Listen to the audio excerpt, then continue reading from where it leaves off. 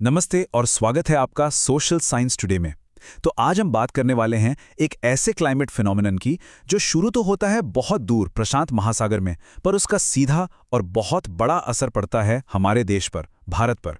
जी हाँ, हम बात कर रहे हैं अल नीनो की। आजकल जो ये इतनी भयानक गर्मी पड़ रही है, जो लू चल रही है, उसे हम सब महसूस कर रहे हैं, है ना? तो आखिर इसका असली कारण क्या है? वैज्ञानिक कह रहे हैं कि इसके पीछे एक बहुत बड़े क्लाइमेट ड्राइवर की वापसी है। तो चलिए अब इसे थोड़ा डिटेल में समझते हैं, क्योंकि आज जो हालात हैं उन्हें समझने के लिए ये जानना बहुत ज़रूरी है कि आखिर ये अल नीनो है क्या भला। तो देखिए, अल नीनो एक स्पेनिश शब्द है जिसका मतलब होता है छोटा लड़का या बालक यीशु। इसका मतलब है सेंट्रल और ईस्टर्न ट्रॉपिकल पैसिफिक ओशन, यानी प्रशांत महासागर का जो बीच का और पूर्वी हिस्सा है, वहाँ समंदर की सतह का पानी जब नॉर्मल से ज़्यादा गर्म हो जाता है उसे अल नीनो कहते हैं। और ये नाम 16वीं सदी में साउथ अमेरिका के मछुआरों ने दिया था, जिन्होंने देखा कि क्रिसमस के आसपास समंदर गर्म होने लगता है। अच्छा, इस पूरे साइकिल को समझने का सबसे आसान तरीका यह है कि इसे दो ताकतों की लड़ाई की तरह देखें। एक तरफ है अल नीनो, जो हमारे भारतीय मानसून का कह सकते हैं दुश्मन है, और दूसरी तरफ है इसकी साथी ला नीना, जिसे हम मानसून की दोस्त मानते हैं। तो ये समझने के लिए कि अल नीनो इतनी बड़ी प्रॉब्लम क्यों है, पहले ये जानना ज़रूरी है कि नॉर्मल हालात में, मतलब जब अल नीनो नहीं होता, तब प्रशांत महासागर में आखिर होता क्या है। तो देखिए, एक नॉर्मल साल में क्या होता है, ट्रेड विंड्स यानी व्यापारिक हवाएं ईस्ट से वेस्ट की तरफ चलती हैं। ये हवाएं समंदर के सतह के गर्म पानी को एशिया और ऑस्ट्रेलिया की तरफ ढकेलती हैं। इससे होता यह है कि वेस्टर्न पैसिफिक में गर्म पानी का एक बड़ा सा पूल बन जाता है, जिससे इंडोनेशिया और ऑस्ट्रेलिया जैसे देशों में लो प्रेशर बनता है और खूब बारिश होती है। और यही नॉर्मल पैटर्न है जो ला नीना के टाइम पर और भी ज्यादा मजबूत हो जाता है। तेज हवाएं गर्म पानी को और ज्यादा जोर से पश्चिम की ओर धकेलती हैं। नतीजा, साउथ अमेरिका के तट पर नीचे से ठंडा पानी ऊपर आ जाता है। इससे वहां हाई प्रेशर बन जाता है और मौसम सूखा रहता है। ठीक है, तो ये तो हुई नॉर्मल बात। पर क्या होता है जब मौसम का ये पूरा इंजन, ये पूरा सिस्टम बिगड़ जाता है? अब देखिए, यहां सब कुछ बिल्कुल उल्टा हो जाता है। अल नीनो के साल में वो जो ट्रेड विंड्स थीं, वो या तो बहुत कमजोर पड़ जाती हैं या कभी-कभी तो उल्टी दिशा में बहने लगती हैं। और इसका नतीजा ये होता है कि जो गर्म पानी का विशाल पूल पश्चिम में जमा था, वो वापस पूर्व की तरफ फैलने लगता है। और ये सिर्फ समंदर के पानी का इधर उधर होना नहीं है, ये बदलाव हवा के प्रेशर को पूरी तरह से बदल देता है। इससे दुनिया भर का वेदर पैटर्न डिस्टर्ब हो जाता है। कहीं सूखा पड़ता है तो कहीं बाढ़ आ जाती है। लेकिन बात सिर्फ एक नॉर्मल एल नीनो की नहीं है।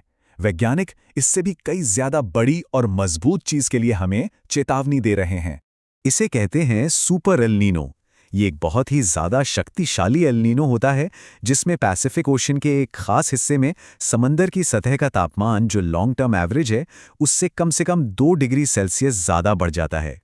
सोचिए, एक नॉर्मल एल नीनो ही चिंता की बात है, पर एक सुपर एल नीनो तो तबाही को एक अलग ही लेवल पर ले जा सकता है। यही वो 2 डिग्री सेल्सियस का थ्रेशोल्ड है जो एक मजबूत अल नीनो और एक सुपर अल नीनो के बीच का फर्क है।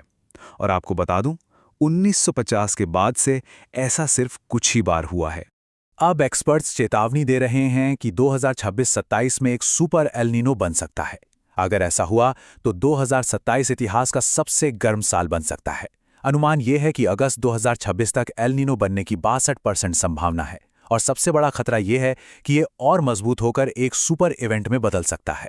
तो सवाल ये उठता है कि हजारों किलोमीटर दूर प्रशांत महासागर में पानी गर्म हो रहा है, तो इससे हमें यानी भारत को क्या फर्क पड़ता है? इसका हमारे लिए इतना महत्व क्यों है? देखिए, सबसे जरूरी बात यह है कि अल नीनो का सीधा और गहरा ताल्लुक भारत में मॉनसून की कम बारिश से है। एक सुपर अल नीनो तो देश के बड़े हिस्से में सूखा ला सकता है। और हम सब जानते हैं कि भारतीय मॉनसून हमारे देश की खेती और पानी की सप्लाई के लिए किसी लाइफलाइन से कम नहीं है।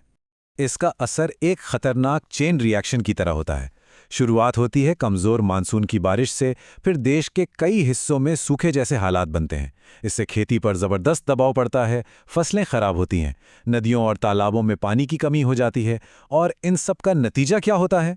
खाने पीने की चीज़ों की महंगाई बढ़ जाती है। और ऐसा नहीं है कि ये पहली बार होगा, हम ये पहले भी देख चुके हैं। पिछले अल नीनो सालों में हमारी ज़रूरी फसलों को बहुत नुकसान हुआ है। जैसे आम के प्रोडक्शन में 20% की गिरावट आई, दालों की बुआई 9% कम हो गई और गेहूं का उत्पादन 15% तक घट गया। तो ये होता कैसे है? दरअसल अल नीनो उन प्रेशर सिस्टम्स को डिस्टर्ब कर देता है जो मॉनसून को चलाते हैं। मेडागास्कर के पास जो हाई प्रेशर सिस्टम है वो मॉनसून का इंजन माना जाता है। अल नीनो इसी इंजन को कमजोर कर देता है, तो बारिश लाने वाली हवाओं में इतनी ताकत ही नहीं बचती कि वो ठीक से भारत तक पहुंच सके। और अनुमान ये है कि बारिश लॉन्ग टर्म एवरेज का सिर्फ 92% या उससे भी कम रह सकती है, और जब भी ऐसा होता है तो उस साल को सूखा वर्ष माना जाता है। तो अब आप समझ गए होंगे, प्रशांत महासागर में हवाओं के कमजोर बढ़ने से लेकर हमारे बाजार में दाल की कीमत बढ़ने तक कनेक्शन बिल्कुल साफ है। तो आखिरी और सबसे बड़ा सवाल यही है कि जो खतरा हमारे सामने आ रहा है, क्या हम उसके लिए तैयार हैं? तो ये थी हमारी पेशकश अल नीनो के मंडराते खतरे पर। सोशल साइंस टुडे देखने के लिए धन्यवाद।